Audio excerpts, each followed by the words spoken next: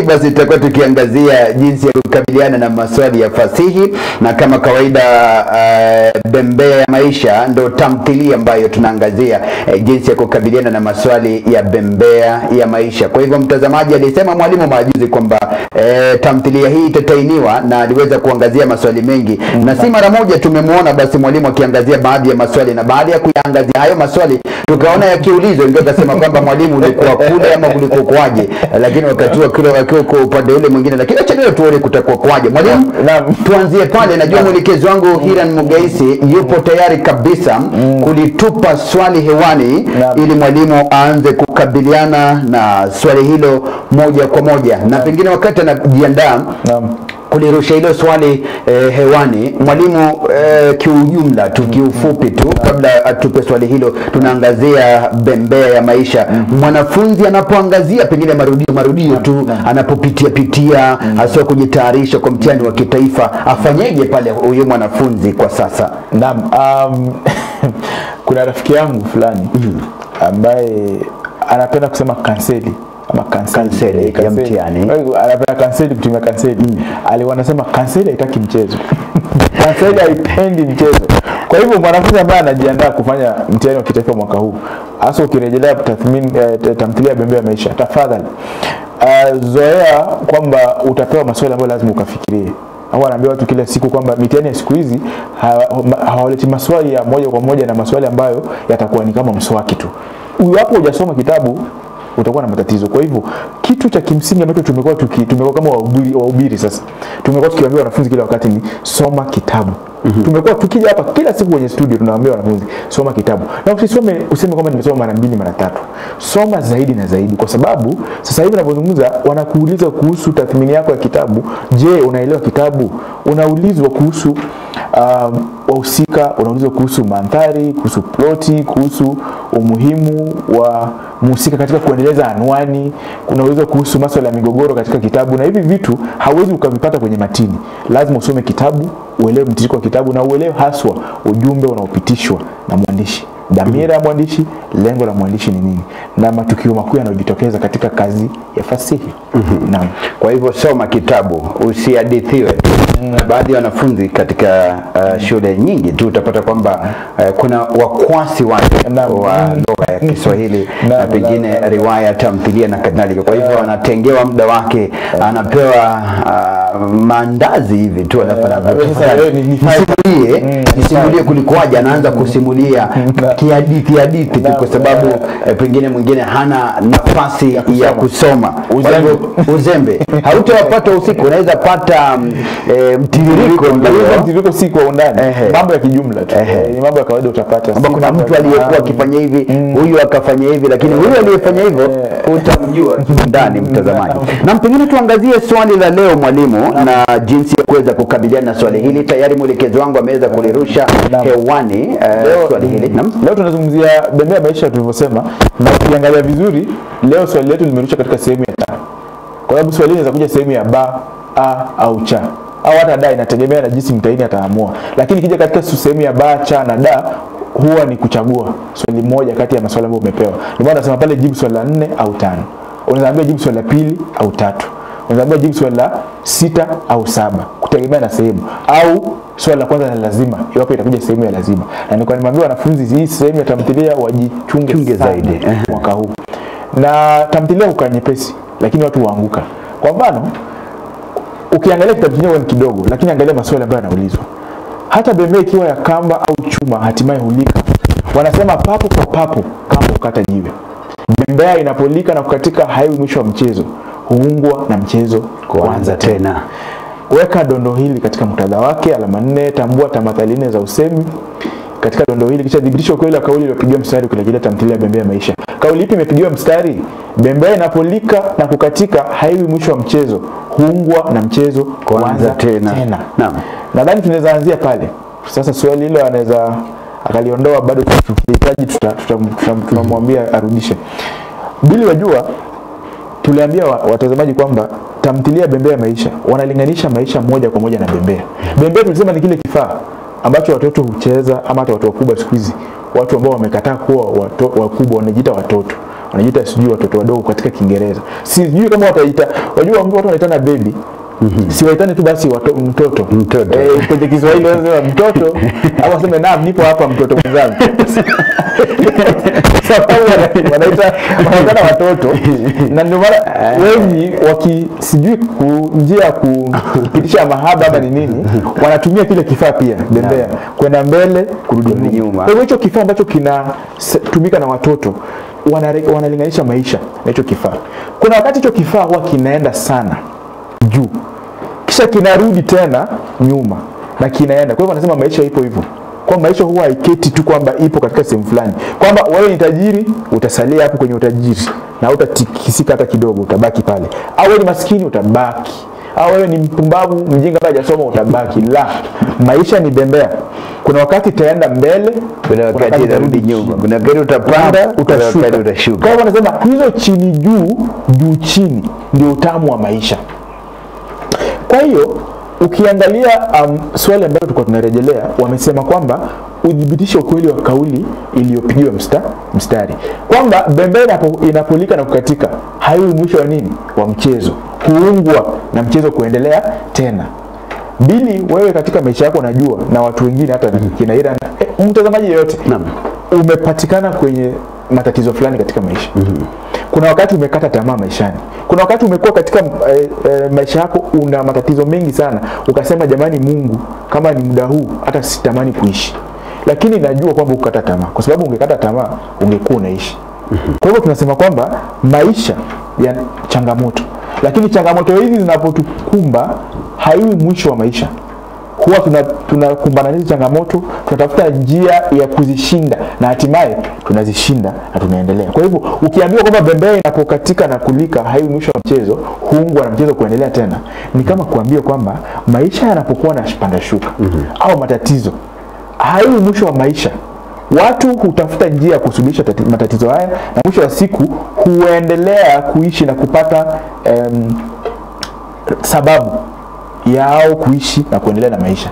Kwa hivyo ukirejelea tamthilia bembea maisha, utakuwa unatafuta jinsi ambavyo wahusika mbalimbali walivyokuwa na maisha magumu kwa bembea yao kukatika, lakini mwishowe wanajaribu kuiunga na mchezo wao wa maisha unaendelea. Ndio kitathmini ambao wanataka. Ndio maana unaambiwa uonyeshe maneno yaliyopigiwa mistari. Kwa hivyo swali likirejea ndiposa tuende pamoja na wanafunzi na wale watazamaji ambao watatazama, tunataka turejelee yale maswali matatu. Swali la kwanza lilikuwa muktadha wa dondoo. Swali la pili, tambua tamathali nne za usemi zinazojitokeza katika dondoo, na tunadhibitisha ukweli wa kauli ile pale. Kauli gani? Bembea inapolika na kukatika haiwi mwisho wa mchezo, huungwa na mchezo kwanza tena. Lakini wanasema hata bembea ikiwa ya kamba. Kwa hivyo inamaanisha sehemu ya kwanza inakuambia kwamba hata bembea ikiwa ya kamba au chuma hatimaye hulika. Kwamba hata wewe mtu aina gani lazima uwe na nini? Changamoto maishani. Lakini changamoto hizi zinapokuja, je, tunaziachia pale ama tunaendelea? Eleza muktadha wa dondoo. Haya ni maneno ya Sara. Kwa hivyo nambari ya kwanza Kirumi utasema haya ni maneno ya Sara. Sara anamwambia Neema. Sara na Neema walikuwa nyumbani kwa Neema mjini. Neema na Sara walikuwa wakizungumzia nini? Panda shuka za maisha. Kwamba ni Sara anamwambia mtoto wake. Na unaona hayo maneno yake Sara yana busara. Anamuelekeza na unaona kwamba Sara ni mshauri. Anamwambia bembea inapolika na kukatika haiwi mwisho wa mchezo. Kwa hivyo anamwambia Neema kwamba japo matatizo yanakumba maisha ya waja katika maisha yetu kila wakati, usikate tamaa. Useme kwamba ni mwisho wa maisha. Tafuta njia ya kuenda mbele na maisha. Kwa hivyo nimesema swali la kwanza la maneno utasema haya ni maneno ya Sara. Sara anamwambia Neema. Sara na Neema wako nyumbani kwake Neema mjini. Sara na Neema walikuwa wakizungumzia panda shuka za maisha. Alama zako 4 utazipata. Naam. Swali la pili ilizungumzia tamathali nne za usemi katika dondoo. Kwa hivyo nataka tuzipitie tamathali hizo za usemi moja kwa moja tukizirejelea katika swali. Labda kama swali litarejeshwa. Kwa hivyo wanataka tamathali 4 za usemi, lakini zinaweza kuwa zaidi ya 4. Sasa tunafaa katika tamathali za usemi, na ndio maana wasifundi sehemu. Utapewa swali na waambie utambue. Kwa hivyo katika swali lile unafaa kutambua tamathali za usemi. Hapo Bili naona hata bembea ikiwa ya kamba au chuma hatimaye hulika. Neno bembea pale, bembea kamba au chuma. Kwa hivyo kuna pale jazanda. Bembea kamba au chuma. Ni jazanda kwa maana ya nini? Maisha. Narejelea maisha. Katika muktadha huu tunarejelea maisha. Kuna methali, papo kwa papo kamba hukata jiwe. Naam. Hiyo ni methali. Kuna nahau, kukata jiwe. Ukichukua sehemu ya kukata jiwe tu kuanzia kwa kukata jiwe pale, hiyo ni nahau. Kuna taswira, papo kwa papo kamba hukata jiwe, taswira oni. Iwapo kamba inakata jiwe, unaona kwamba kuna kukatika pale, au kuna sehemu ya kukatika. Kuna stiari pia. Stiari pia huitwa jazanda. Kwa hivyo unaweza kutumia stiari au jazanda. Kwa hivyo stiari au jazanda bado ni ile bembea ya kamba au bembea ya chuma. Kuna msemo, kamba hukata jiwe. Msemo, tofauti ya msemo na nahau ni nini? Nahau huanza kwa kitenzi, msemo huanza kwa nomino. Kwa hivyo ukisema kamba hukata jiwe ni msemo, na ukisema kukata jiwe ni nahau. Kwa hivyo ambavyo vimerejelea pale ndizo tamathali za usemi ambazo zinajitokeza pale, alama 4. Kila moja yazo ukitaja na kueleza unapewa alama moja. Bila maelezo ni sufuri. Hapo sasa ndio mwanafunzi anapaswa kujua. Kuna wengine wataorodhesha tu, kuna methali naam, kuna kitu utakuwa kuna nini, na kwa lazima athibitishe pale, kwa sababu ukituambia kuna methali kweli, kuna methali ndio, lakini uweze kuwa umesema tu kuna methali kwa sababu ulifikiria tu niseme wacha tu niseme kuna methali, kwa sababu idhibati yako itaonyesha kwamba umejibu swali kamilifu, kwamba methali unarejelea nini? Papo kwa papo kamba hukata jiwe. Kwa hivyo utakuwa umejieleza kikamilifu. Swali ambalo linafuata sasa na ambalo alama nyingi sana. Na maswali mengine Bili huwa yamefungwa. Kuna maswali ambayo yamefungwa, kuna maswali ambayo hayajafungwa. Kama swali hili halijafungwa, wazi kabisa, wakikwambia thibitisha ukweli wa kauli, alama 12. Haijarejelea kitabu bembea na Biblia nzima. Kama kuna hoja 20, andika 20. Watasaisha hizo hoja zote, watafuta alama 12. Hiyo ni siri. Swali ambalo halijakufunga, thibitisha ukweli wa kauli iliyopigiwa mstari, ukirejelea tamthilia hawajasema kwa hoja ngapi, lakini alama ni 12. Wewe nenda ukaandike hoja zote ambazo unazijua, ambazo unahakiki kwamba hizi hoja zitakuwa ni jibu la swali hili. Andika hizo hoja. Lakini kama swali limekufunga, thibitisha kwa hoja 12 kwa kurejelea tamthilia bembea ya maisha, na unatuandikia hoja 14, unapoteza muda wako. Tasema kwanza 12. Kwa sababu umeambiwa 12. Kwa hivyo thibitisha ukweli wa kauli iliyopigiwa mstari. Tumepigia mstari kauli gani? Bembea inapolika na kukatika haiwi mwisho wa mchezo, huungwa na mchezo kuanza tena. Bili hapa mayai mawili ya kienyeji. Hapa na watu wanapata sufuri hapa. Sufuri. Si kwamba wana majibu, watapata sufuri kwa sababu hawajaelezwa. Pengine hawana umakini. Wajua kwa nini watapata sufuri? Swali hilo lina sehemu mbili. Naam.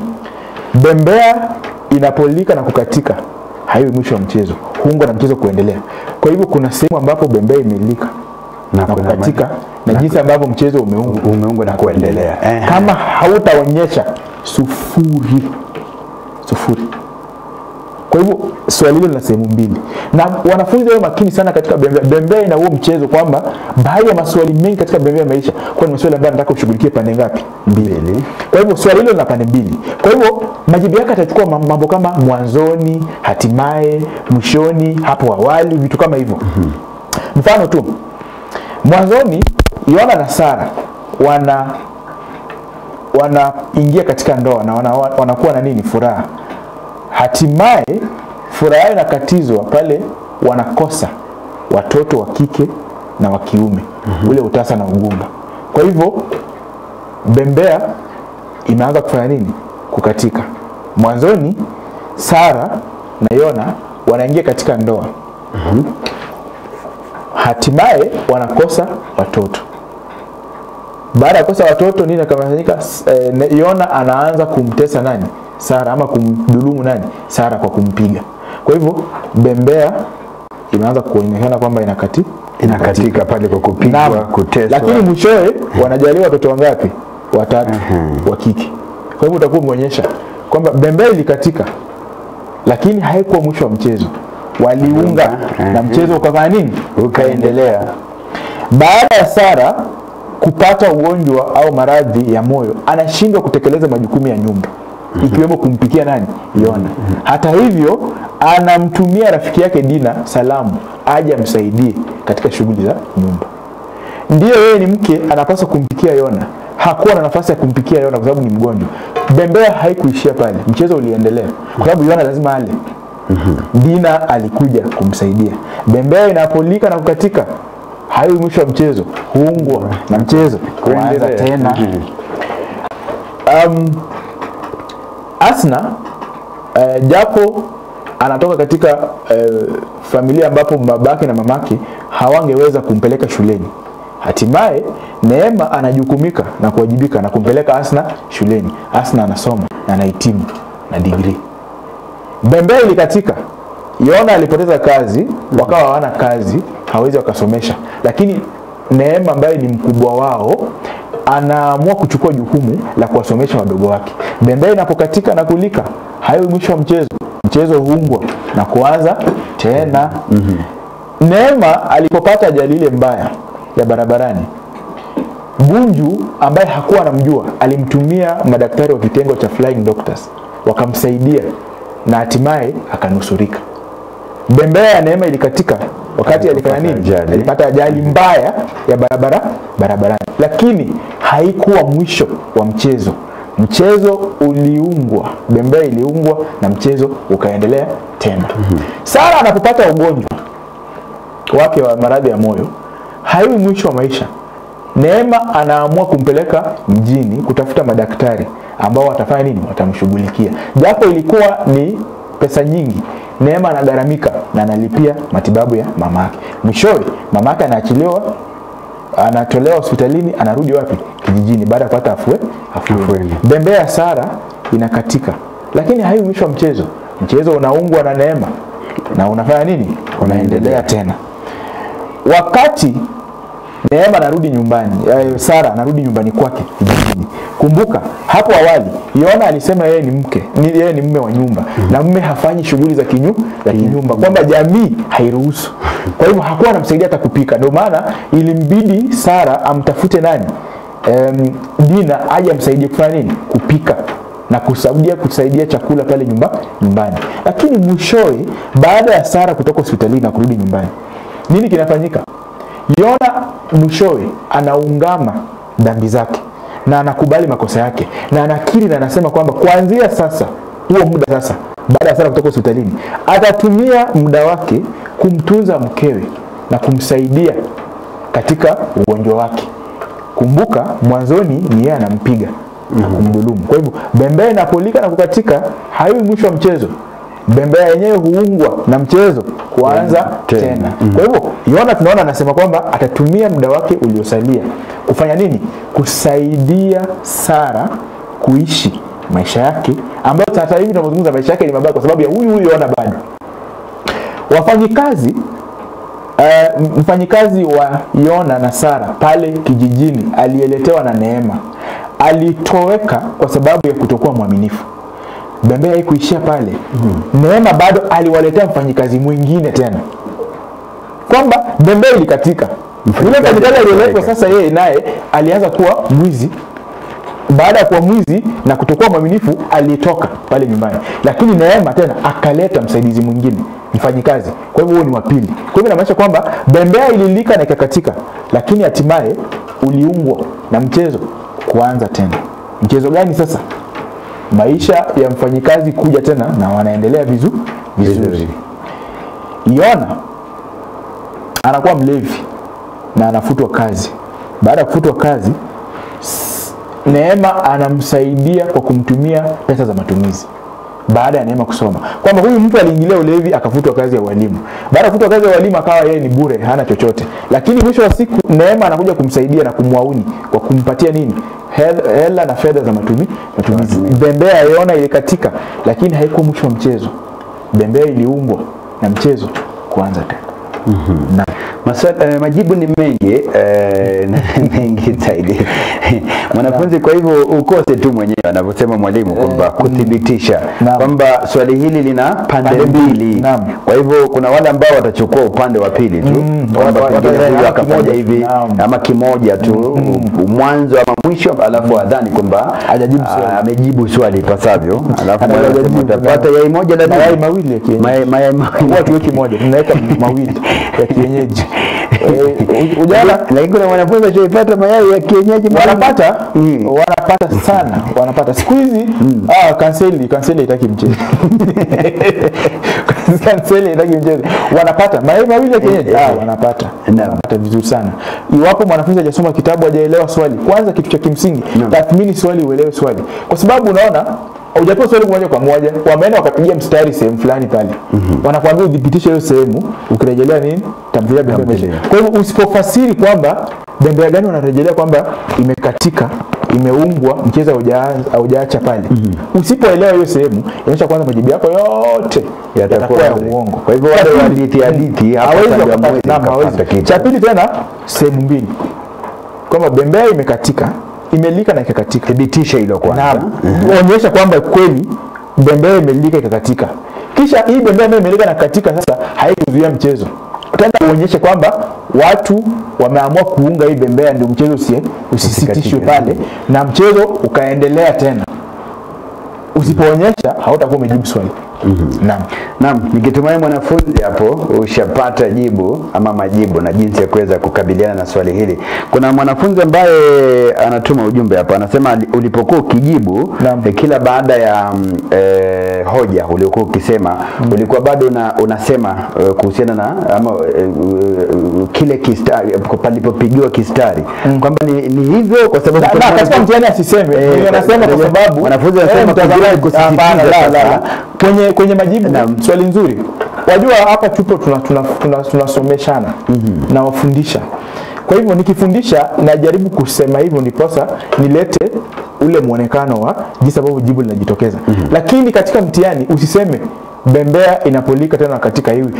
Usiongeze. Sema kwamba hapo mwanzoni Yona na Sara wanakosa watoto, wanachekelewa na kusimangwa na watu wanajamii. Hatimaye wanabarikiwa na watoto 3 wa kike.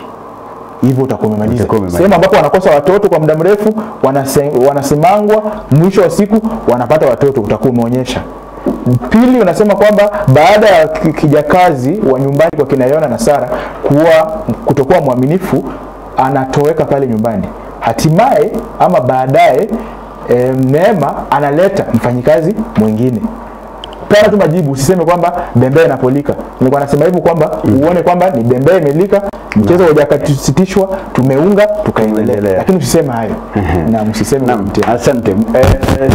Tukiangazia maswali mengine mtazamaji, swali la ngapi? Swali la 5 hapa. Tutakuwa tukiliangazia hewani hapo. Swali la 5.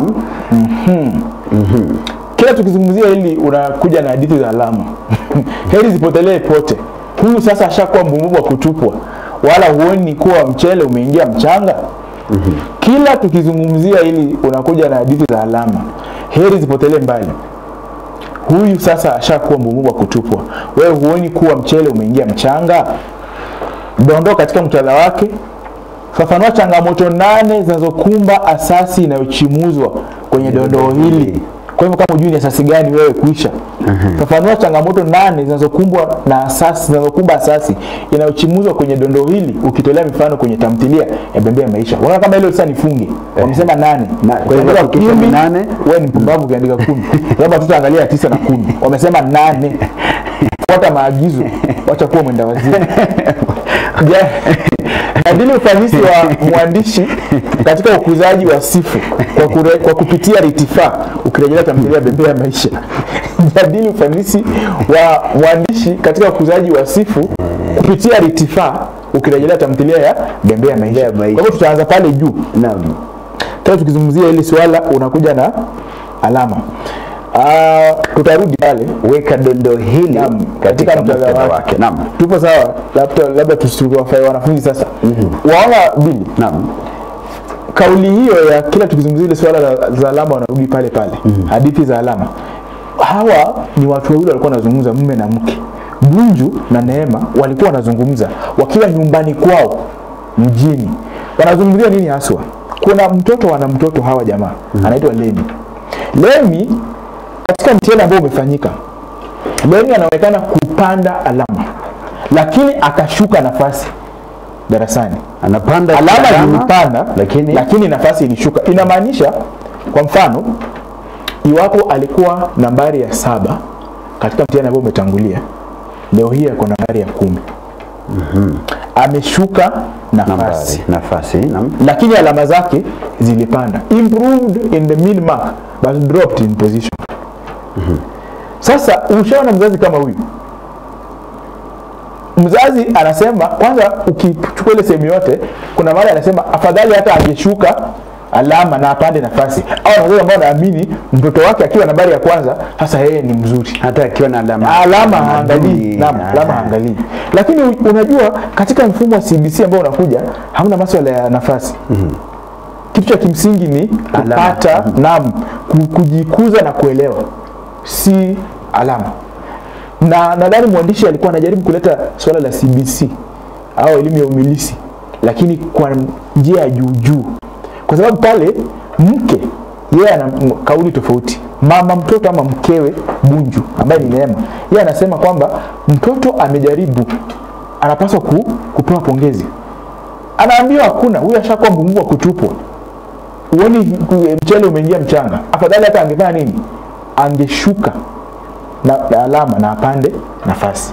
Kwa hivyo swala la kwanza ilikuwa ni dondoo. Nishakwambia mambo anazungumza. Kwa hivyo haya ni maneno ya nani? Bunju. Bunju anamwambia nani? Neema. Bunju na Neema walikuwa nyumbani kwao mjini. Bunju na Neema wanazungumzia nini? Kusuasua kwa matokeo ya mwanao ambaye ni Lemi. Walikuwa wanazungumzia matokeo ya mwanao. Sasa mzazi jiulize, iwapo wewe na mkeo wako huwa mnazungumzia alama za mwanenu pale nyumbani, ama nyinyi ni watu ambao akifika bora amefika na mnatoka. Swali la ba, fafanua changamoto 8 zinazokumba asasi inayochimuzwa. Sasa kitu cha kwanza mwanafunzi anafaa ajue ni asasi ipi inazungumziwa. Asipojua asasi ambayo inazungumziwa ataanguka. Hata tu kwanza ajue asasi ni nini. Ajue kuna wengi hawatajua asasi ni nini. Asasi ni institution katika Kiingereza. Kabisa. Kwa hivyo nimeshakufahamu mwanafunzi. Ukiona neno asasi katika fasihi, jua ni institution. How many institutions are there? Kuna asasi ngapi? Kuna asasi ya ndoa. Institution of marriage. Kuna asasi ya elimu, institution of education. Sasa pale cha kuchanganya usipokuwa makini. Kila tukizungumzia swala hili ni watu wawili ambao wanapendana. Je, asasi ni ya ndoa? La.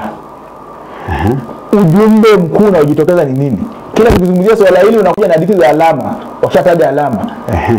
Heri zipotelee pote.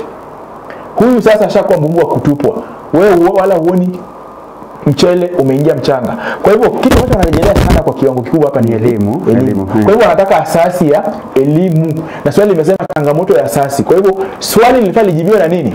Eleza changamoto 8 zinazokumba asasi inayochimuzwa. Asasi ni elimu. Asasi ya elimu. Sasa hapa. Sasa ueleze changamoto ambazo zinakumba elimu. Lakini ukirejelea tamthilia ya Bembea ya maisha. Tena hapa mayai ya kienyeji usipochunga.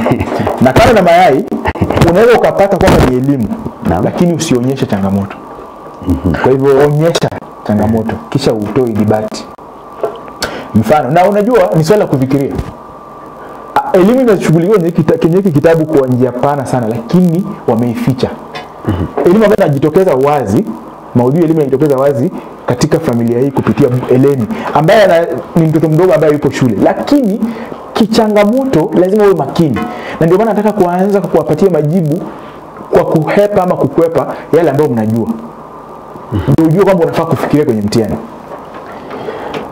Changamoto ya kwanza ya asasi ya elimu kwa mujibu wa kitabu ni kutenganishwa kwa familia. Ama kujitenga ama kutengwa na familia. Kama huna akili ya kufikiria hizo kujua. Bwana nimefikiria hivyo. Salome ambaye ni mdogo wake Neema alipata ufadhili, alisoma akapenda ng'ambo. Alitoka nje ya nchi akaenda ng'ambo kusoma. Mtazamaji, wakati mtu anatoka anaenda ng'ambo anatenganishwa na familia. Kwa hivyo changamoto ni nini? Kutenganishwa na familia. ama kukosa familia ama kuwapeza familia, na wanasema kwamba Salome anapata ufadhili wa kwenda kujiendeleza kimasomo ng'ambo. Ni hali ya kawaida, ukitoka kwenu nyumbani utatenganishwa na familia, kwa hivyo ni changamoto. Kwa hivyo elimu inatenganisha naam wana familia. Naam. Changamoto ya pili ambayo inakumba hii sekta ya elimu ni ulevi. Yona anageukia ulevi. Kumbuka Yona alifutwa kazi, alikuwa mwalimu. Anageukia ulevi, hali ambayo inasababisha yeye kufutwa nini? Kazi. Sasa usiangalie tu Yona, angalia pia asasi ya elimu. Yeye alikuwa mwalimu, kwa hivyo ni changamoto ilikumba hiyo sekta ya elimu. Kwamba mwalimu aliingilia ulevi kiasi kwamba hangeweza kufanya kazi na akafutwa. Kwa hivyo ni changamoto. Kwa hivyo kuna ulevi, na nani alikuwa mlevi hapa? Mwalimu fulani ambaye alifutwa kazi ama alisitishwa kazi, ambaye ni nani? Yona. Changamoto ya pili, kuozwa au kuolewa mapema. Japo haijazungumziwa wazi, lakini ni changamoto. Mimi nafikiria kama mwanafasihi, kwa sababu kuna sehemu Sara akizungumza na Asna alisema kwamba zamani elimu ya mtoto wa kike ilitiliwa nini? Bezo. Wakizungumza hao wenyewe wanasema kwamba mimi mwenyewe sikupata nafasi ya kusoma, nilisoma mpaka darasa la 7. Na baada ya pale nikaozwa. Kwa hivyo wana ni changamoto kwamba Sara aliozwa na ni changamoto, na hata sasa hivi unaweza sema kwamba kuna baadhi ya jamii ambazo zimekuwa zikioza wasichana wakiwa bado wadogo. Wasichana ambao wanafaa kwenda shule wanaozwa, na hili ni changamoto ambalo linakumba elimu, asasi ya elimu. Kwa hivyo kuna kuozwa kwa mapema au kuna kusitishwa shule na kuozwa. Na wanasema kwamba Sara akizungumza na Asna anasema kwamba zamani elimu ya mtoto wa kike ilitiliwa nini? Bezo. Yeye aliozwa akiwa darasa la 7. Na utajiuliza, mbona aozwe kama hajamaliza kusoma na anayemchukua kama mkewe ni mtu ambaye amesoma? Yona amesoma mpaka chuo kikuu. Anamuoa mwanamke ambaye hajasoma. Ameachia darasa la 7. Sara kinaya. Kwamba Sara anaachia darasa la 7, ameozwa kwa mtu ambaye ni msomi. Na yeye mwenyewe anafanya endeleza maudhui ya elimu, lakini ameoa mtu ambaye hajasoma. Kinaya kinajitokeza pale. Changamoto nyingine ni gharama. Gharama ya kulipia elimu. Wakati Neema yupo shuleni, ilibidi, kwa sababu kumbuka Yona alikuwa amefutwa kazi, kwa hivyo ilibidi mamake Neema ambaye ni Sara atafute njia na mikakati ya namna ambavyo watafanya nini, watasomesha watoto wao. Kwa hivyo kuna gharama ya juu, kwamba gharama ya elimu, na hata Neema mwenyewe baada ya kusoma anagharamika kuwasomesha wadogo wake, na huyu ambaye ni nani? Ni Asna. Changamoto nyingine ambayo inakumba asasi ya elimu ama sekta ya elimu, ambayo pia inakuja na watu hawajui na inafungamana, ni ukosefu wa kazi. Mbona wanasomesha watu na hawana kazi baada ya kusoma? Asna amesoma na kuhitimu katika chuo kikuu, lakini hana kazi. Kwa hivyo changamoto ipo pale. Changamoto ni nini? Ukosefu wa kazi. Kwamba sekta ya elimu inakumba, hata sasa tunapozungumza kuna watu ambao wamesoma wakahitimu wakawafali ile graduation, lakini wako kule nje hawana nini? Kazi. Hiyo pia inachukuliwa kama changamoto ya sekta ya elimu, kwamba elimu inatoa watu ambao ni wataalamu lakini hawana mahali pa kwenda. Kwa hivyo ni changamoto. Kwa hivyo ukosefu wa kazi, wanasema kwamba Asna amesoma na kuhitimu lakini hana nini? Hana kazi. Changamoto nyingine ni ukengeushi. Ukengeushi unakuja vipi? Kumbuka Asna alikataa kuolewa. Anasema yeye ni tomboy. Yeye anafanya vitu kivulana. Kwa nini anakataa kuolewa? Mbona hangesema hivyo? Mbona wale wazee wa vijijini na watu wa kitambo wale wasiseme hivyo? Kitu gani kimefanya akajitambua na kujielewa kwamba akasema kwamba si lazima aolewe? Elimu. Kwa hivyo changamoto ya elimu nyingine ni nini? Ukengeushi. Kwamba people get exposed.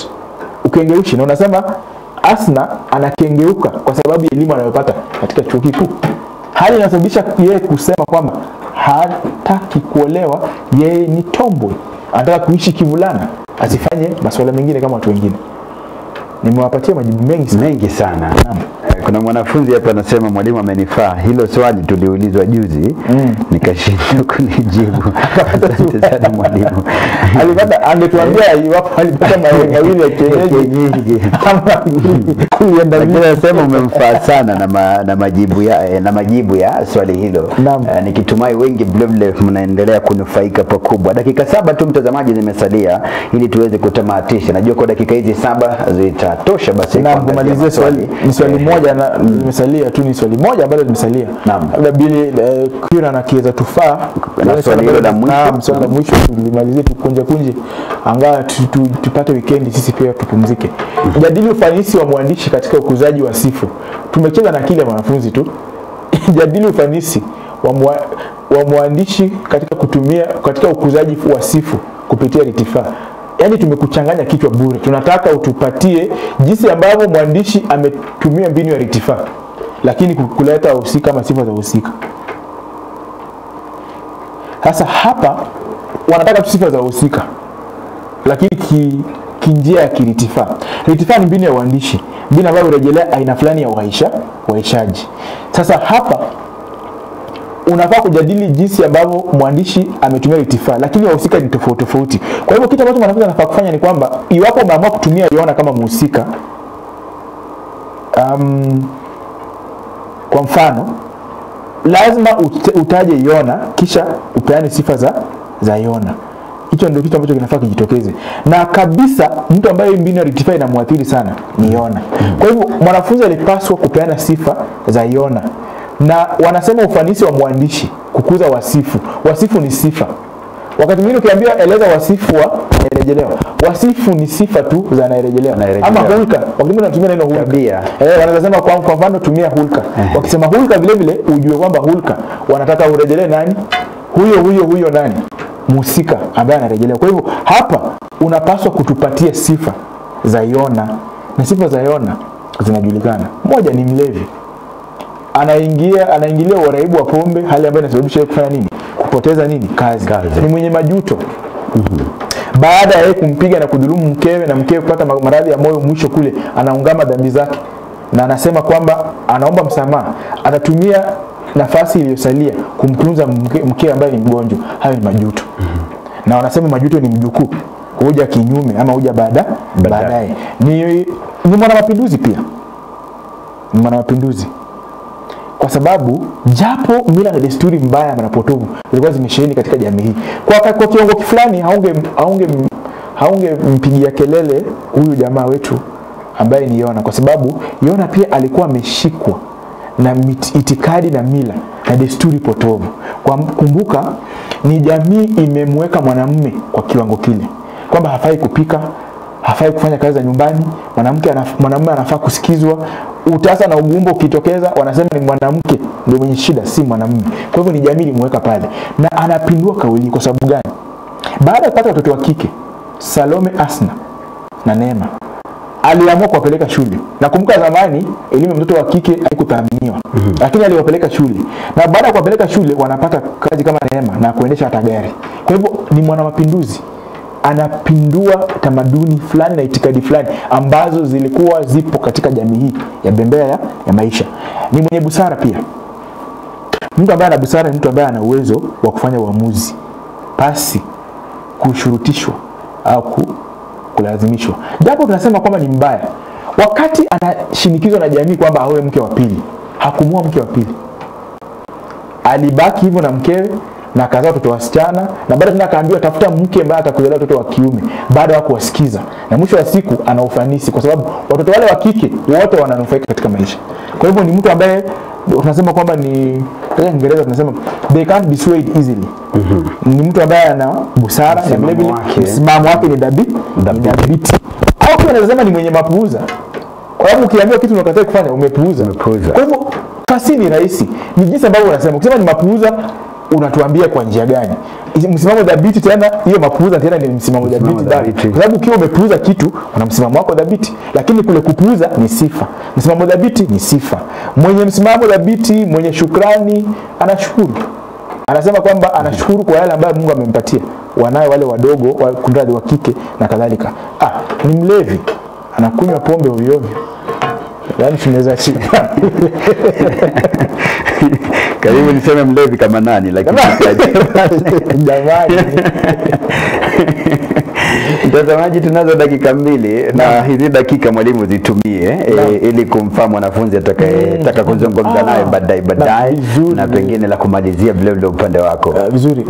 Nina shughuli mingi sana. Ukiniona nimekuja na begi lipo pale. Naam. Narudi St. Peter's nadhani Jumanne. Kesho nina shughuli shule kama 1, Jumapili shule 2, alafu Jumatatu shule 1, shule 4. Narudi St. Peter's Jumanne.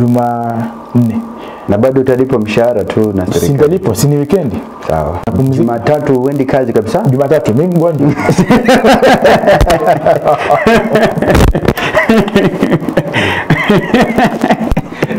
Jumatatu wewe mgonjwa. Tunawaambia walimu na watu mbalimbali kwamba muda ni huu.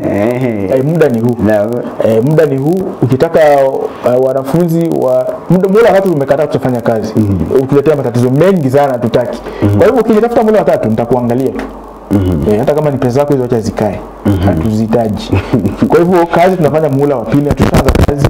Ratiba yangu imeshikika kidogo. Kwa hivyo wale watu ambao wanataka utafuta mapema kwa sababu tu kunitafuta na pia mimi ni mwalimu, ninafaa kuwafaa wale wanafunzi wangu. Kwa hivyo katikati ya wiki ulivyosema siku ya kufanya kazi utanipata.